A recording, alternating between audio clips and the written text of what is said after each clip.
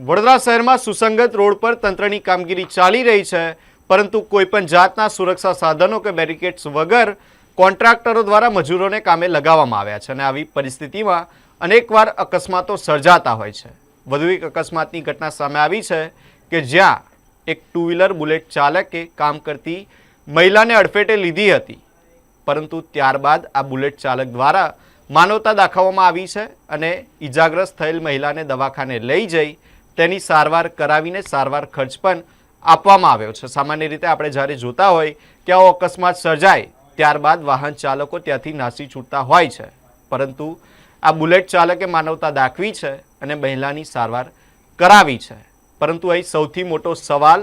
આ કોન્ટ્રાક્ટરો પર ઊભા થાય છે, કારણ કે અનેકવાર આવી તંત્રની કામગીરી ચાલી રહી હોય અને જેમાં બેદરકારીના કારણે અકસ્માતો સર્જાતા હોય છે અને સામાન્ય નાગરિકો, સામાન્ય મજૂરો પણ આનો ભોગ બનતા હોય છે।